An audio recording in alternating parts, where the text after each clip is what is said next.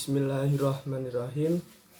Assalamualaikum warahmatullahi wabarakatuh. Alhamdulillahirabbil alamin. Rabbis shrahli sadri wa yassirli amri wahlul 'uqdatam min lisani yafqahu qawli. Bagaimana puasa kalian hari ini? Semoga selalu lancar.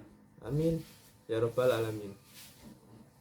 Teman-temanku yang sangat dimuliakan oleh Allah Subhanahu wa taala, pada kesempatan ngabuburit kali ini saya akan menceritakan suatu kisah tentang sahabat Nabi yang dijuluki dan dikenal dengan sebutan Bapak Para Kucing.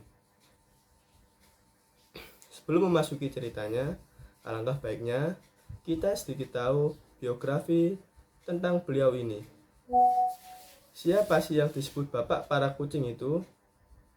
Nama beliau sebelum masuk Islam adalah Syams bin Sakhr Ad-Dusi. Dalam buku biografi 60 sahabat Nabi yang karya Khalid Muhammad Khalid dijelaskan kalau perkiraan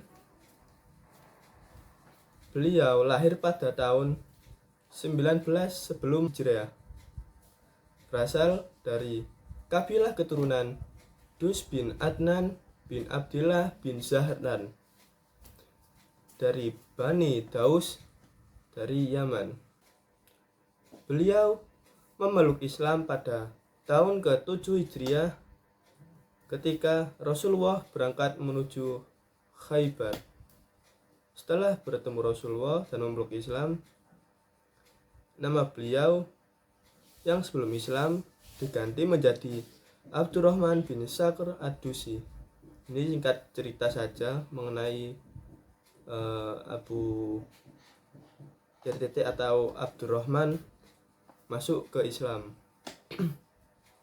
Nah, selain dijuluki Bapak Para Kucing, beliau juga dikenal dengan periwayat hadis terbanyak dengan meriwayatkan lebih dari 5.000 hadis.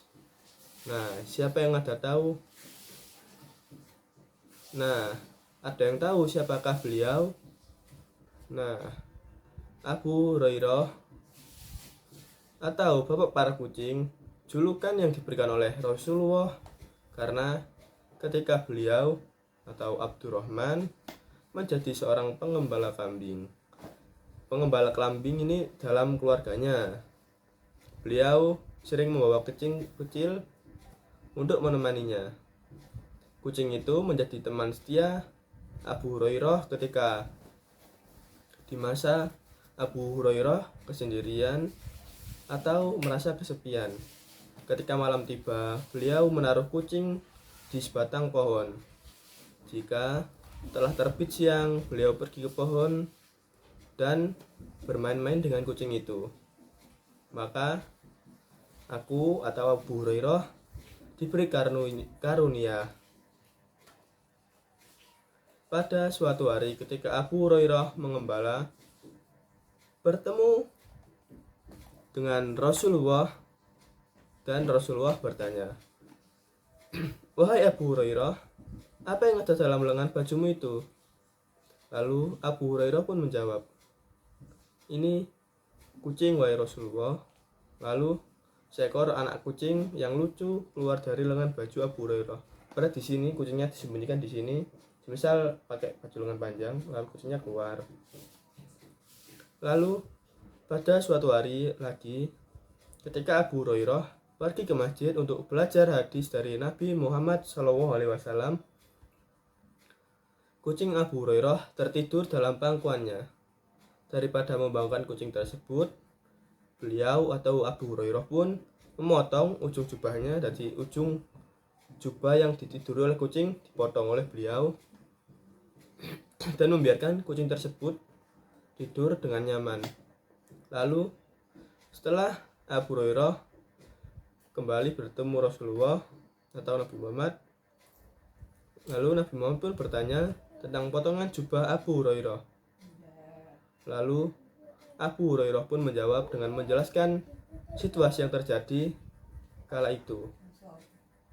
Nah, setelah Rasulullah mendengarkan jawaban dari Abu Hurairah, Rasulullah pun tersenyum dan mendoakan Abu Hurairah. Nah, apa teman-teman semua sudah mengerti kenapa Abdurrahman dijuluki dengan Abu Hurairah? Karena beliau sangat menyayangi dan mengasihi kucing peliharaannya atau kucing kecil yang biasa dibawa mengembala. Baik, teman-teman semua, dari kisah ini terdapat pelajaran yang bisa kita ambil, yakni kita sebagai umat muslim harus saling menyayangi dan mengasihi sesama makhluk, tidak hanya kepada manusia saja. Kita harus mengasihi kepada makhluk lain, baik itu hewan, tumbuhan, dan lain-lain. Seperti salah satu ayat dalam Al-Quran surat Al-Isra ayat 7 yang artinya, jika kamu berbuat baik, berarti kamu berbuat baik untuk dirimu sendiri. Dan jika kamu berbuat jahat, maka kerugian atau kejahatan tersebut untuk dirimu sendiri.